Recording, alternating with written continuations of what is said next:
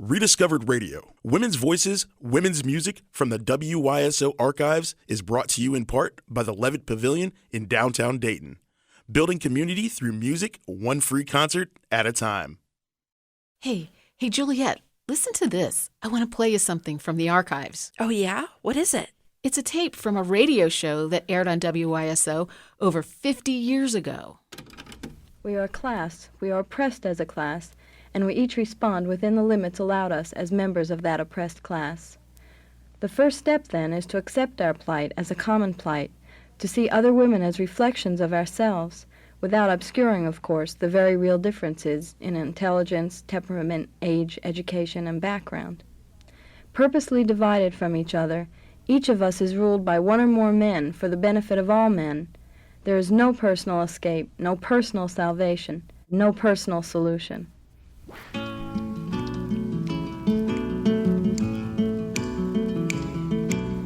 When I was a single girl, dressed in clothes of fine. You know what, Jocelyn? I think this could be the perfect jumping off point for our podcast. Yeah, I like it. Wish I was a single girl again. Well, here it goes. Welcome to our first Rediscovered Radio podcast, Women's Voices, Women's Music in the WYSO Archives. I'm Jocelyn Robinson, WYSO's Director of Radio Preservation and Archives. And I'm Juliet Fromholt, the station's music director. We're going to take you deep into the WYSO archives to explore the past 65 years through a very specific critical framework. We'll examine race, class, and gender through the views and voices of women.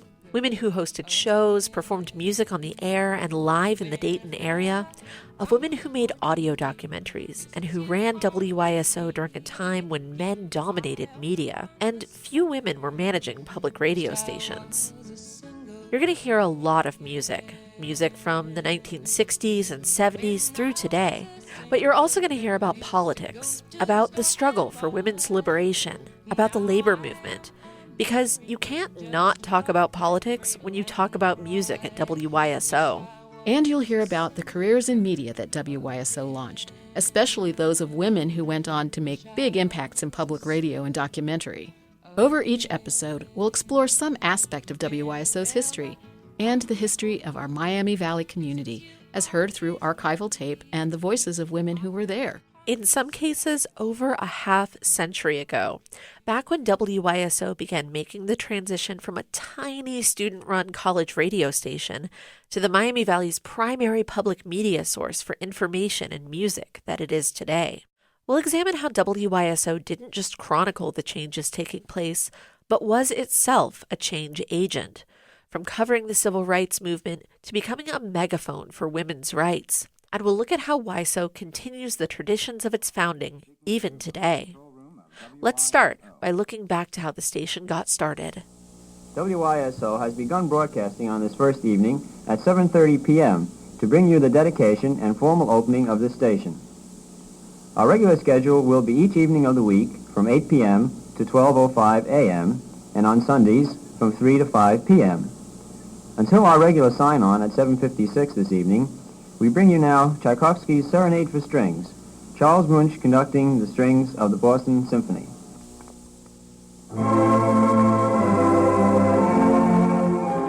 In 1958, three clever engineering students strung wire through the campus steam tunnels. They were Hal Roth, Ed Richards, and Terry Herndon, and they wanted to use the 19-watt signal to create what they considered a community station. Here's how they expressed it in the very first program guide. We cannot expect to sit up here in our ivory tower and put programs on the air without considering the needs and desires of our audience. We hope you will enjoy this, our first schedule. What it will be in the months to come is up to you. Let us know how we can make this a community radio station. But community was kind of limited when the broadcast signal only reached a few dorms on campus, and keeping the DIY radio station operating 4 hours a day was more or less a student project. Most non-commercial educational radio back then was pretty conventional. It certainly wasn't student-run, and remember, there was no NPR at the time. But WYSO's founders were clear that community was central to the project, and the broadcasts reflected the students who cobbled the station together. That first week, there was mostly classical music, a smidge of jazz, 15-minute newscasts, some faculty commentaries, and very formal-sounding, very Eurocentric, and very male announcers, as heard in the station's inaugural broadcast. Good evening. At this time, Antioch College begins its first official transmission on FM. This is station WYSO, owned and operated by Antioch College, Yellow Springs, Ohio, with studios and transmitter on the campus of Antioch College, operating on a frequency of 91.5 megacycles by authority of the Federal Communications Commission. For its first program, the Antioch Broadcasting System will bring you the official opening and formal dedication of its facilities in the Antioch Union.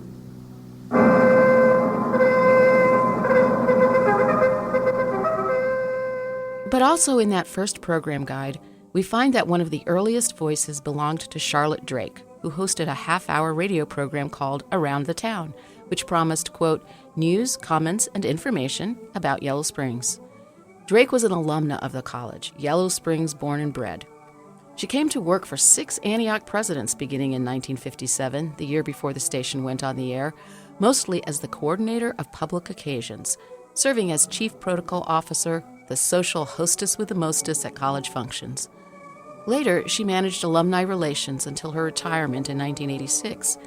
Then, with perfectly coiffed white hair and pearls, Charlotte Drake was graciousness personified. She knew everyone and everything going on in the village. One can only imagine her radio show as a recap of faculty doings, gardening tips, and politely dispensed local gossip. Hers was one of the first, if not the first, female voices heard on WYSO. You know, Jocelyn, it's easy to assume from where you and I sit today that there were a lot of women on WYSO in roles like ours, but that definitely was not the case when the station was first founded. No, it certainly wasn't. And I think one of the things that really strikes me is the sound of the male voices that were on the air. They remind me of the newscasters of the day, like Edward R. Murrow or Lowell Thomas. You know, even Rod Serling had that sort of affected speech. Well before the Twilight Zone, in the late 40s, he was student manager of the precursor to WYSO, the Antioch Broadcasting System, where he first wrote and produced radio dramas. That speech pattern sounds really old-fashioned in our ears today. And for sure, there weren't many women's voices on the air at that time. No, there weren't, and we'll see in the future that they definitely become more prominent. But when we're looking at somebody like Charlotte Drake, you know, she was in a very specific role, really staying in the realm of what was considered women's spaces, both in society and on the airwaves. Yeah, it was definitely women's work. Over the first decade, those handy engineering students increased the station's signal strength so WYSO could be picked up beyond Yellow Springs in a few neighboring communities, Springfield, Fairborn, and parts of Dayton. Around this time, students sometimes made recordings of broadcasts and other events. Most radio stations did not routinely make tapes of their broadcasts, so we're really lucky somebody thought to record those moments. Those recordings chronicle the 1960s at Antioch, and they're reflective of what was going on in Yellow Springs, as well as the wider world. The case may ultimately have to be decided by the Ohio Supreme Court. Students at WYSO reported on local civil rights struggles, including the protests against discrimination at Lou Gegner's Yellow Springs barbershop in 1963, when he refused to cut black men's hair. You've been listening to a special report on the Yellow Springs barbershop controversy. This program was written and directed by Bruce Havens. Program production director, Ezra Levine. Staff reporters, David Gregory and Dan Wershow. Technical assistant for field recording, Art Meisler. Special thanks to Larry Rubin for equipment used in pre-recording sections of this program in the field. This has been a special presentation of WYSO Radio News. Bruce Havens speaking. Good night. They recorded the Reverend Dr. Martin Luther King Jr.'s commencement address at Antioch College, his wife Coretta Scott's alma mater, in 1964. The great challenge facing us is to be participants, involved participants, in the struggle to make brotherhood and justice realities in our day and in our age. There are still too many detached spectators. There are still too many silent onlookers. But in the words of the first president of this college and a great mind, be ashamed to die until you have gained some victory for humanity. And this means becoming involved in all of the struggles of mankind to make this nation, to make this world better. And they broadcast a conference on Vietnam and the history of conflict in Southeast Asia that featured Daniel Ellsberg, then a military analyst, years before the Pentagon Papers and his association with the anti-war movement. Thank you. I apologize for being late. We just came from the airport and I insisted on stopping for a sandwich on the way. I understand that my function here today is to be fed to the lions. And I didn't want to face that on an empty stomach. Wouldn't be fair to you. I was being told about the conference, and I'm very impressed by it. The understanding I got was that you seem to have a very balanced and attempt to get at an understanding of the Vietnamese situation and our policy there, which impressed me. It seemed like a lot of work had gone into this conference, and in my experience, people who are willing to devote that much energy are people who are pretty much committed on one side or another. So I compliment the people who arranged this on apparently having made quite an effort to get a good, thorough coverage of it. They recorded writers and leading thinkers of the day who stopped at Antioch on the college lecture tour circuit, like poet Archibald MacLeish and legal scholar Peter Irons, and the iconic essayist Susan Sontag, who came to campus in the spring of 1965. I want to say two things before I begin. The first is that I have been to about 10 universities and colleges, in most cases giving single lectures, some cases participating in sort of group discussions with other invited people. And this is the first time I've ever really enjoyed myself. Since I came yesterday, I've been engaged in a continual dialogue with about 10 or 15 students. This never happens anywhere else. I'm talking about places like Princeton and Yale and Brown and a lot of other places. You just get carried off by faculty and entertained very pleasantly, but not very stimulatingly. And I haven't met any faculty yet, but I've met a lot of marvelous people. And really, the only pleasure for me thus far in going and lecturing is making some money, which I'm not making here, and in hearing myself talk. This time, it's something entirely different. It's being able to talk, to engage in a dialogue. By the late 60s, change was blowing in the wind, and WYSO's sound was reflecting that change. Students were playing the music of the day, folk and jazz and pop, and a bit of R&B. There was little in the way of local news or public affairs programming around this time, but the frequency, then 91.5, was alive with all sorts of music shows. And women students had more airtime, like Julia Reichert with her 1969 show, The Single Girl, probably the first feminist radio show in the country, according to feminist scholar Judith Ezekiel. Most media of the time treated the women's movement with derision, making jokes about hairy-legged libbers and bra burning. Dayton area newspapers in particular didn't take feminist content seriously, calling it faddish and relegating it to the women's pages between Dear Abby and Hints from Heloise, according to Ezekiel. WYSO was one place where women's lib was no laughing matter. That's all tonight for The Single Girl.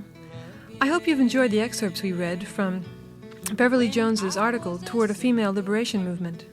And I hope you'll listen again next week. This is Julia Reichert. Good night. Go barefoot all the time. Wish I was a single girl again. Wish I was a single girl. Julia Reichert passed away in December of 2022, but throughout her career, she credited WYSO with setting her on the path to becoming a documentary filmmaker. With fellow student Jim Klein, her first husband and producing partner, she made films like Union Maids and Seeing Red, and taught filmmaking at Wright State in Dayton for many years. Later, with her beloved life and creative partner Steve Bognar, she made A Lion in the House, The Last Truck, and the Academy Award-winning documentary American Factory. But it was Jim Klein, in fact, who first trained Julia and dozens of others to make radio at WYSO. And Julia signed up to do a program. I talked with Neenah Ellis, herself an award-winning journalist and former WYSO general manager, about Julia Reichert's early influences. And she had been very actively participating in what she refers to as consciousness-raising groups, where a group of women would get together outside of class and talk about the patriarchy and, how society was creating norms for women's behavior that they didn't agree with, right? So they were discovering what Julia joyfully called women's liberation.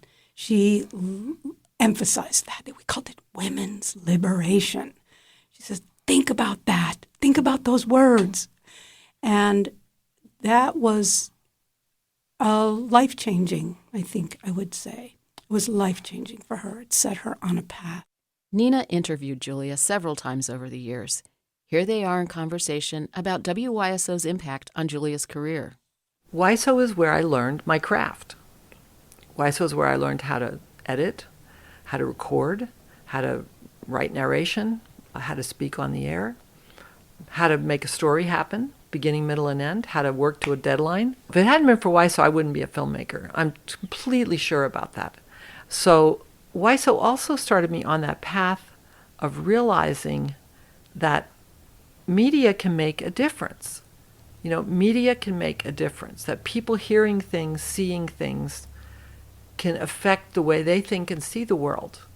I mean, I saw that with what we did in the spring of 1970 with how we helped people understand the student point of view, let's say, on why we were opposed to the war. So WYSO helped me see that there was power in this medium. I mean, don't forget, I was a photographer first. So you could put a picture up on the wall and people could look at it and go, oh, great picture, but how many people are going to see that picture? But if we went on the air, we would get phone calls, we would get letters, people heard it, people responded. Well, that's very powerful. And I didn't leave college thinking, okay, my career is going to be, in media, or I'm going to be a journalist, or it was just like I had that skill, I was bitten by the bug, and I just kept doing stuff. But it 100% started at Antioch College, and most of it at WYSO. Learning all those skills, being around people who really cared about this stuff, who we talked about it, we taught each other, we made each other better, we argued about what we did. And that shapes how you think about the world. That also helps you know what's going on in the world in a way that a typical student not involved in that sort of thing would have no idea. I sort of forgot about that. Wow, that was real stuff. It was real. That's the thing. It wasn't like we were in some little cocoon college just studying our books and writing papers. It was like real life. And it's been that way for me ever since. It's kind of what I started with. If people understood each other, there would be peace in the world. Well, in a way, I still believe that little pieces of that are actually possible through radio, through film, now through television too, right? So, anyway, that's not a very good summary. That's awesome, Julia. That's an awesome summary. Julia Reichert wasn't the only one WYSO set on a media-making path. 1969 was also the year a young faculty wife with time on her hands signed up to volunteer at the college's radio station. Well, I grew up with radio. I was born and raised in Tulsa, Oklahoma, and my dad loved listening to radio. He was not a broadcaster or a producer, but radio was always on in our house and in the car. That's Joanne Wallace, a veteran public radio station manager. Her name may not be familiar to you, but if you work in public media, you've definitely heard of her. at one point, he began working for a small electronics firm and once brought home one of the early commercial tape recorders. And my sister and I, we made radio shows. And, we were listeners to, the afternoon weekday sort of kids shows. Sky King! Sky King and the Alaskan Huskies and Roy Rogers and Hopalong Cassidy. So radio was really in my blood and in my heart. So I was born in 1940 and television didn't really come along until the early 50s. And so there was no competition, really, with radio except for newspapers and print and gossip and people on the telephone talking to each other. Radio came back into Joanne's life in the early 60s when she was a college student in the San Francisco Bay Area. And I found KPFA, the flagship Pacifica station in Berkeley. And I was in Palo Alto at the time, but listening to KPFA all the time and admiring not only their music programs, but also their news and public affairs programs. They had the first U.S. reporter in North Vietnam and drama and literature and music of all kinds. Her husband got a job at Antioch, and they moved to Yellow Springs in the fall of 1968. The radio station was here, student-run, playing all kinds of music. Not any news and public affairs that I can remember, although there were probably recordings of events, music events, and, famous poets and writers who came through. I think actually Julie Reichert and Jim Klein had taught a friend of mine, Carol Atkins, and me a little bit of radio production. But I volunteered and suggested to the student station manager at the time that I would like to produce an afternoon news program. And that's when Joanne Wallace, Carol Atkins, and members of a campus Marxist study group, the Radical Studies Institute, started the People's News. They saw WYSO's potential power in reaching the people with a half-hour daily newscast, mostly gleaned from the Liberation News Service and the AP Wire. The People's News amplified a progressive viewpoint that heretofore hadn't been widely heard on Miami Valley airwaves. This is the Prison Report, a weekly feature of WYSO People's News. The Prison Report examines recent developments concerning correctional institutions, inmates, and criminal justice. Radical attorney William Kunstler made an appearance Friday in the Riverside, California case of Gary Lawton and Zerabu Gardner. Lawton and Gardner are two black activists in the Riverside area who are being charged with the 1972 The People's News fired up a lot of interest among students. According to one source, 60 or 70 students signed up every quarter to learn news and audio production. There was no lack of material for critical analysis by the People's News crew, but even though they may have been mostly Marxists, they certainly weren't without a sense of humor. Here's a report from news director Mark Miracle. And finally, from the Nothing is Sacred department, church officials in Italy are up in arms over a brand of casual pants called Jesus jeans. In billboards plastered liberally throughout Italy, a female model is shown wearing the tight-fitting jeans from her waist to her thigh. The zipper on the jeans is open a bit, and the slogan below reads, quote, "Thou shalt have no other jeans but me." In another billboard ad, the model is shown from behind, again wearing the skin-tight Jesus jeans. In the middle of the waistband is printed the brand name Jesus, and just below, written across her backside, are the words, quote, "He who loves me follows me." In some cities, the posters have been torn down by protesting Christians. In Milan, church supporters have been pasting their own posters across the offending billboards, signs which read, quote, "This publicity offends every good Christian." Well, Jesus jeans may be controversial, but they're selling. The owner of the company says that sales are up 400%. This is radio station WYSO 91.5 FM in Yellow Springs, Ohio, and this has been the People's News.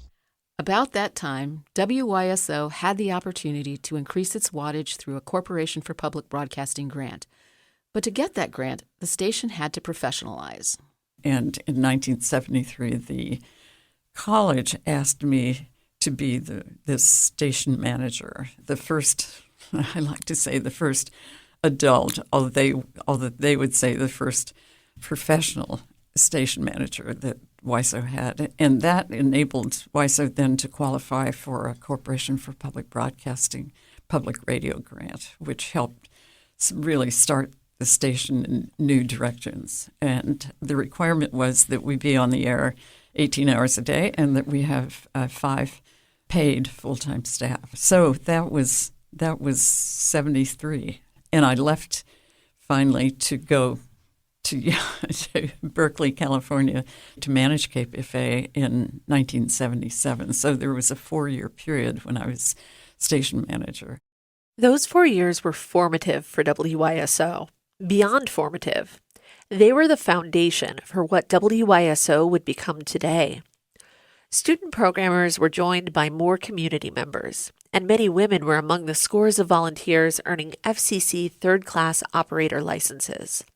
News and public affairs increased, radio documentaries were produced examining labor and gender and race and police brutality, striking nurses, prison reform, birth control, and other topics of the day.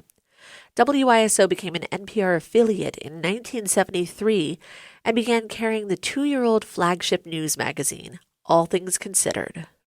WYSO was exploding with talent.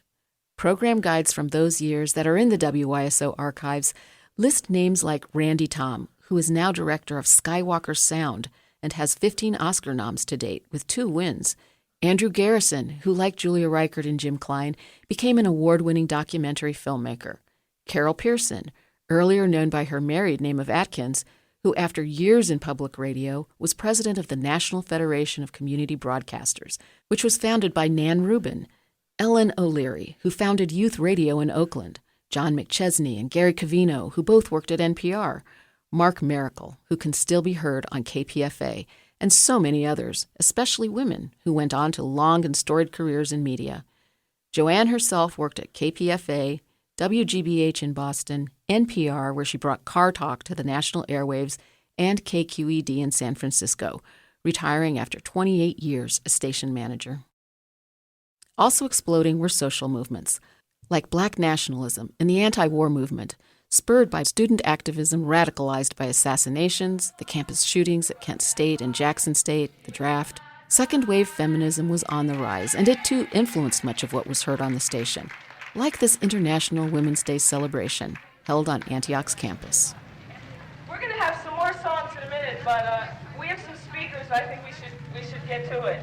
But before we hear from the speakers, I think we should talk briefly about the history of International Women's Day and women's role in American labor history. It's something that we always hear so little about. International Women's Day grew specifically out of a demonstration in 1908 of female garment workers in New York City. But it grew really out of a long history of women's involvement in labor struggles, not just for better working conditions, higher wages, and job security for themselves, their husbands, and their children, but to protest the injustices of American class society. The earliest known strike of women factory workers took place in 1824 in Pawtucket, Rhode Island, and was followed shortly thereafter by other strikes in New England mill towns. All through the 1830s and 40s, women continued to press for shorter working days with no wage cuts. Male and female workers fought together often, as in 1848.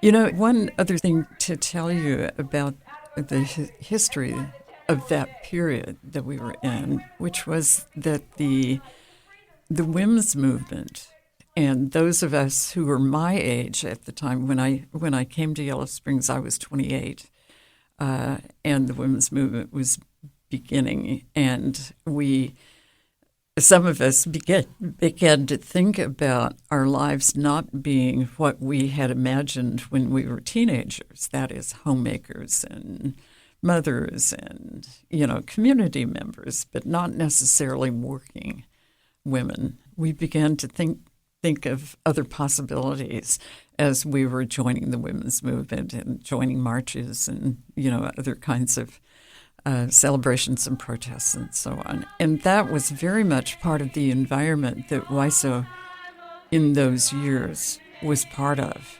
And so it wasn't surprising that there were a lot of women on the air. But if he don't want to change, I ain't gonna rearrange my life for him.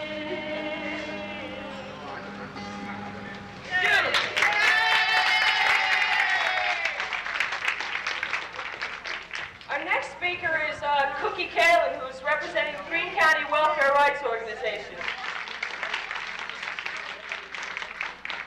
I've talked with several of the women around Antioch who are involved in the women's movement, and very few of them have been aware of the type of repressive legislation that's being passed at this time. Things like House Bill 980 and House Bill 1221. Heather Turry was a student programmer back when Joanne was station manager. Here's how she remembers it. So I started working at the radio station in early 1975, I think, and I was really young. I think I was just turning 22, and so I didn't, like a lot of people that age, at least then, I didn't ask about the past. I didn't think about the past. I didn't even know what year the radio station started operating. I learned that decades later. And I didn't know that it had been the province of men, pretty much just guys. Didn't know that.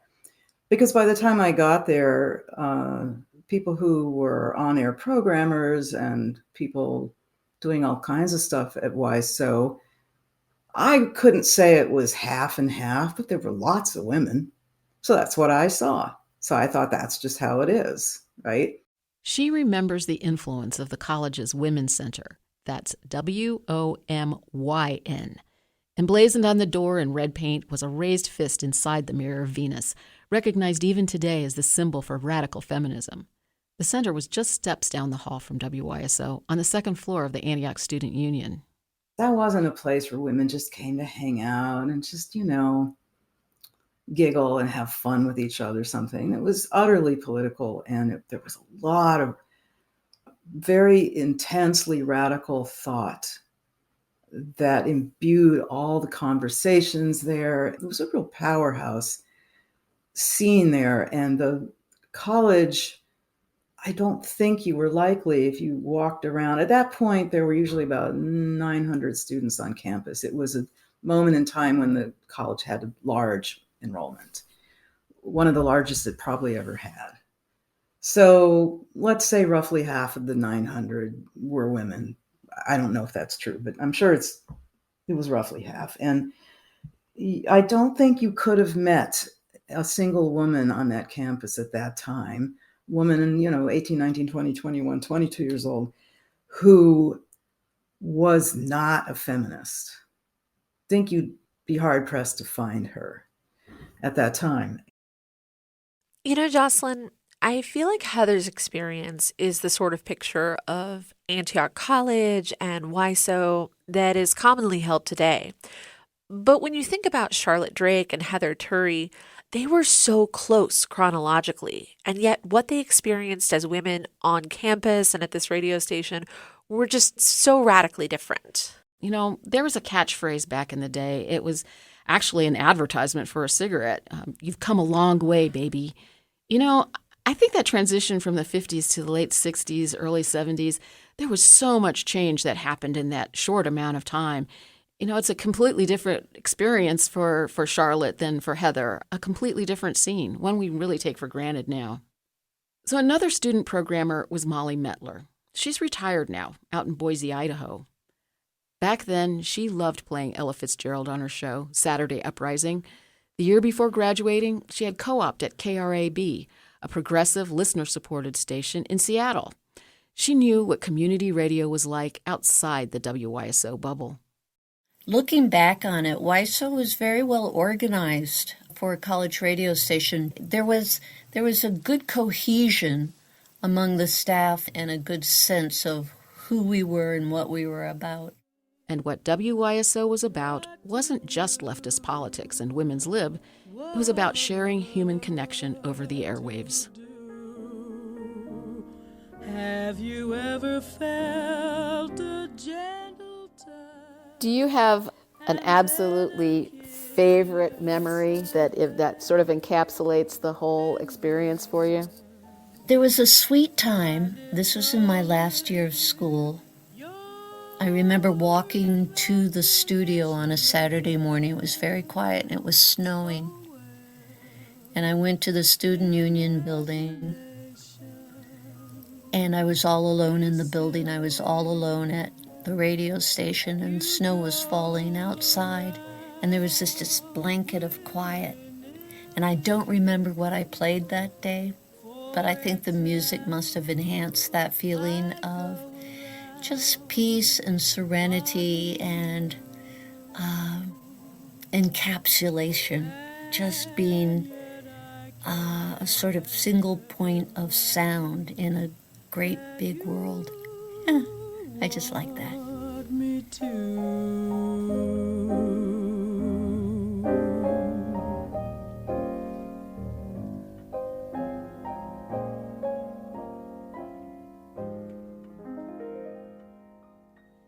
Heather Turry's experience also transcended gender and politics. And maybe one of the most fun things for me was engineering the Sunday Night Live music show from Kelly Hall, which Randy Tom started, and he named it Live Music Crawling Out Your Radio. And somehow I ended up taking it over. I don't remember why. And that was really fun. It was like I got to go to all these concerts, really. And I got to record them and broadcast them. And it wasn't a tremendous amount of hard work because we didn't have anything fancy to make it a lot of work. We just had simple stuff. And I was taught to set the levels and leave it alone. So, it was that rule, set it and forget it. Don't keep twiddling with it. So I could just set it to the best of my ability, kick back and enjoy the show every Sunday night.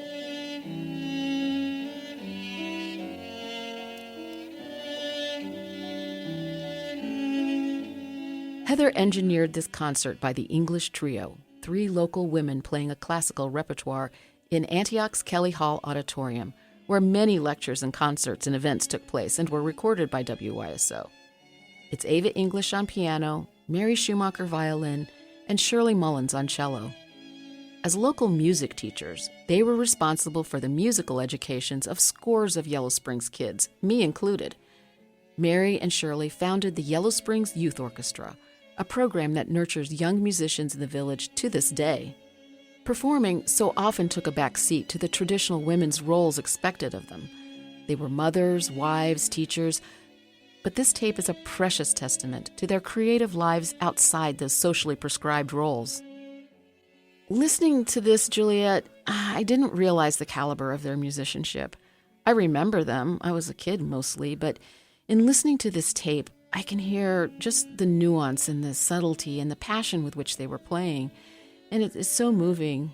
It makes me wonder what they might have missed out on because of those prescribed roles and the rampant sexism in classical music. I think it's both a testament to what this archival audio can bring to life and to the caliber of musicianship that we have here in Southwest Ohio and the general WYSO listening area. We're obviously going to be hearing a lot more of that throughout this series. We are, and I think it's just wonderful and amazing that it's in so many different genres, classical music just being one of them. This is beautiful, beautiful music.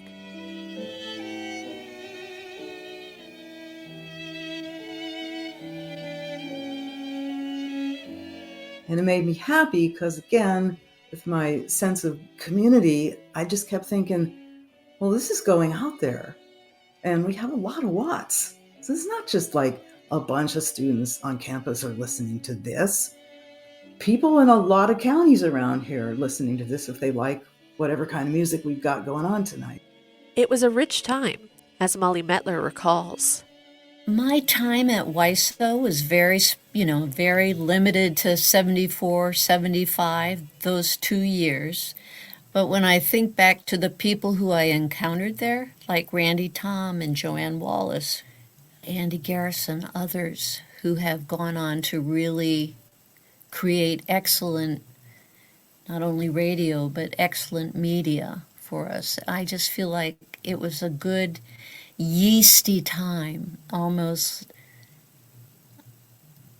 not a golden age so much as an age that was just filled with potential and possibility. You know, everything was so scrappy at WYSO during that time. Everything was bootstrapped and scrappy and pasted together, and everybody was trying to create really good radio. And I think we managed to do it. And women's voices, women's issues, and women's music were becoming defining aspects of WYSO's sound, of creating really good radio. And reading through the program guides, we have the shows from music to documentaries to account for it. Shows like Bedrock, Midnight Creep, Through the Listening Glass. She Comes in Colors, which was Nan Rubin's program that featured, quote, music by women, for women, about women, and around women. Mother Jones Memorial Hour, and of course, Women in Music, which went on the air in 1975 and continued for over 2 decades. We'll devote a whole episode to honoring and celebrating it, so keep listening. But gender wasn't the only intersectional category of experience in play. Sexuality, race, and especially class played huge critical roles in WYSO's programming. Of course it did, considering the ideological approach of many of the station's staff. Class was especially evident in the communities of Appalachian folks who came north to work in Ohio's factories, bringing mountain culture and mountain music with them. Rise When the Rooster Crows, an early morning bluegrass show that still airs today, began in 1972, hosted by musical brothers Jim, Dan, and Tom Duffy. Tom's just going to play while the other. All right, my brother Tom's going to play before these professionals come over here and play for us. Come on, Tom, play a tune. Here's Joanne Wallace. That genre of music, old-timey music, fiddle music, bluegrass music, came from our part of Ohio and Kentucky as there was migration of many of them poor families coming north for jobs, especially along I-75, going north through Ohio up to Toledo, and then settling here, Cincinnati, the Dayton area, and so on. The music of old-timey music and bluegrass was very much a part of their culture. Bluegrass was people's music, and WYSO's People's News was very much about reporting on labor and the workers of the greater Miami Valley community. During the late 60s and early 70s, when strikes occurred at plants like National Cash Register or General Motors, idled workers found something to do with their time. We were able to recruit a number of those people, especially the Rooster Crows folks, and some of the strikers became WYSO program presenters and volunteers. The radio transmitter went on precisely at 7 o'clock because all of those folks were used to being on time and work schedules and so on. And so suddenly the station was very solid in terms of its morning music. But that's some of the culture that we were able to incorporate into WYSO. That's how bluegrass and old-time country music became mainstays of programming at WYSO, and that's where we're heading in Episode 2.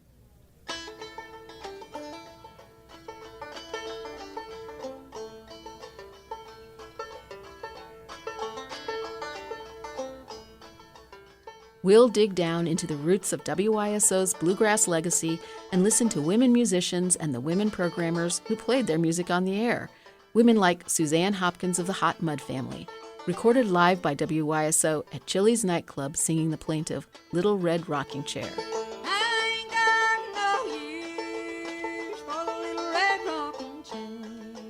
That's next time on Rediscovered Radio, women's voices, women's music in the WYSO Archives.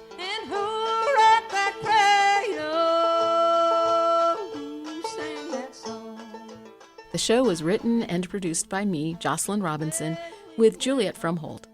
Sound design by Tom Amrhein. Jesse Dukes is the editor. Thanks to Scott Sanders at Antiochiana, and special thanks to Neenah Ellis. You can see some photos of the early days of WYSO and hear more audio at wyso.org. Thank you very much, and good night.